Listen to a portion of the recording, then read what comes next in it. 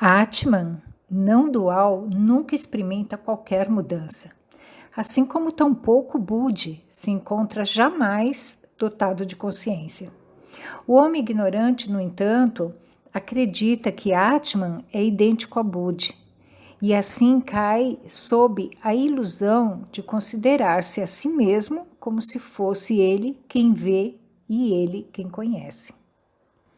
Olá, amigos e amigas do canal, sejam todos bem-vindos a mais um vídeo. Estamos fazendo a leitura do livro Atma Bodhi e fazendo comentários. Hoje estamos no 28º vídeo e esse é o Sloka 25. Todo objeto percebido é uma sobreposição de características previamente estabelecidas na memória. Observar um felino implica em sobrepor mentalmente os conceitos de velocidade, força, dentes agudos e grandes, rugido, garras, pele amarela, bigodes, agilidade, perigo e algumas características mais. A mente, ela constrói uma identidade tomando detalhes previamente estabelecidos e juntando-os através de um nome e de uma forma genérica, que contém todas as características. Assim, todo nome e toda forma é sobreposição de incontáveis características. Evidentemente, a sobreposição não é infinita, pois se assim fosse, se contemplaria o objeto e seu complemento. A presença de ahamkara na mente delimita a soma de nomes e de formas, que formam a unidade, que por sua vez possuirá seu particular nome e forma. Toda pessoa passa sua vida construindo unidades cognitivas, tendo como base frações prévias. No entanto, cada fração prévia, por sua vez, é uma unidade cognitiva, com o seu respectivo nome e forma. Desde nossa infância, o nível de complexidade da percepção aumenta, passando de construções mentais simples, que contêm conceitos como abaixo, atrás, mão, olho e outras mais complexas, que levam ao entendimento do amor, energia, morte e muito mais. Finalmente, nossa mente ela possui no formato de memória uma base de dados com eventos cognitivos ricos em detalhes que, naturalmente, resumimos mediante o seu particular nome e forma. Passados os anos, assumimos que a imagem do leão formada na memória possui os atributos que o definem com claridade. Quando posteriormente observamos um filme na selva, notamos a facilidade com a qual reconhecemos a imagem na televisão com a imagem representativa na memória. Então compreendemos que aquilo observado é um leão. Sabemos com certeza que o felino corresponde ao rei da selva. Desta semelhante maneira, passa com tudo que é escutado, tocado, percebido pelo olfato e degustado. Estamos acostumados a assumir que a imagem observada, como é o leão neste caso, possua uma unidade conceitual que vem acompanhada de identidade própria. Atribuímos à sobreposição de eventos um sentido de realidade, tal como a soma de pinturas, cores, moldura, tela, enquadramento e tecido, que denominamos de quadro.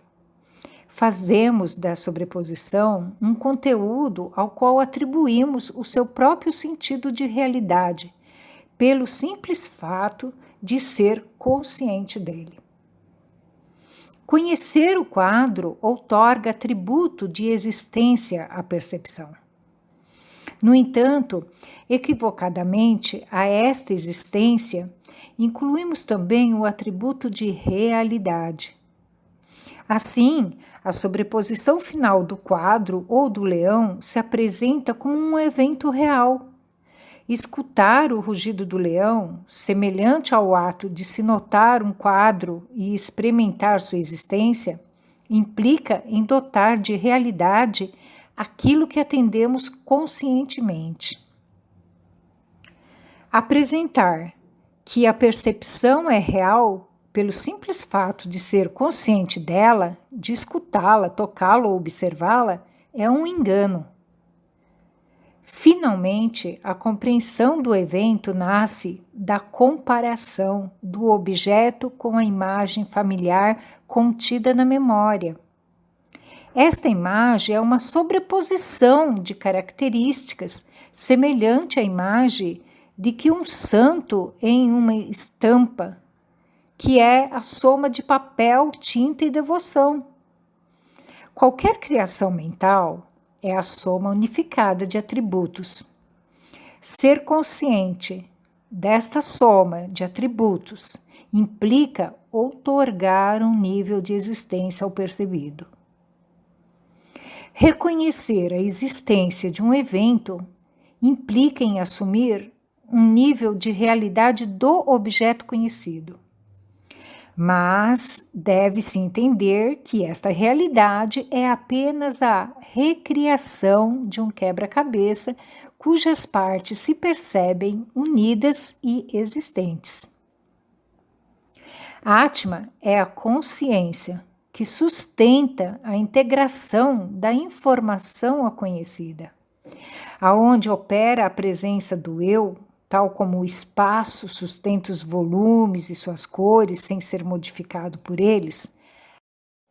A Atma é consciência, pois é o que outorga realidade e existência à percepção. O que Sankara quer apresentar neste shloka é que no processo de inter-relação consciente, onde o Atma está de base, se produz uma sobreposição de informações que gera sentido de identificação do conhecido com alguém que o conhece. Esta sobreposição é a mais primária, cotidiana, enraizada e determinante no funcionamento da percepção do ser humano, e a mais difícil de evitar. De fato, apenas desaparecerá no salto final ao estado de meditação. Este shloka nos fala da sobreposição. Nós já falamos isso em alguns vídeos, mas agora ele nos mostra que Atma e Buddhi têm naturezas opostas. A mente, ela estabelece na memória as características dos objetos. Já falamos muitas vezes que objetos é tudo aquilo que não é você. Para as características dos objetos, nós damos nomes e formas. Exemplo, o nome, casa. As características da casa. Uma casa tem cozinha, banheiro, quarto. Sabemos que na cozinha tem prato, que é feito de vidro, de plástico. Tem fogão, geladeira. No banheiro tem vaso sanitário, tem chuveiro, tem papel higiênico. No quarto tem a cama, guarda-roupa. O guarda-roupa, a cama é feito de madeira e assim por diante. Essas informações estão gravadas na memória desde a nossa infância. E para cada objeto há um limite de informações. Quando somos conscientes desses objetos, porque buscamos na memória, damos um sentido a eles de existência e realidade. Mas isso tudo é uma sobreposição a Atman, porque a Atman é consciência, é ela que outorga, que dá sentido de realidade e existência à percepção, não a mente, nem Buddhi, nem o Ahamkara. Buddhi, que é o intelecto, que é uma fração de atividade do Antakarana, quando prevalece nesse estado de Ahamkara, que é o sentido do eu individualizado, e esse sentido de eu, meu, é que determina limites na nossa mente, fazendo-nos acreditar que todo objeto existente é real e que há um conhecedor para conhecer os objetos, como se esses objetos fossem separados dele. E se acreditamos na mente, nesse sentido de eu, ahamkara, se não temos o conhecimento desse engano, dessa sobreposição, passamos a nos desidentificar de Atman, que é o verdadeiro ser, passando a se identificar com o eu, como o fazedor das ações. O nosso ser verdadeiro não é dual. Não há um conhecedor e um conhecido, ou seja, não há ninguém separado do objeto que vai conhecer algo. Quando ocorre a sobreposição, aparece o conhecedor e o conhecido, entre aspas. Ambos mudam o tempo todo à medida que as informações e as experiências vão chegando através dos corpos sutis e físicos.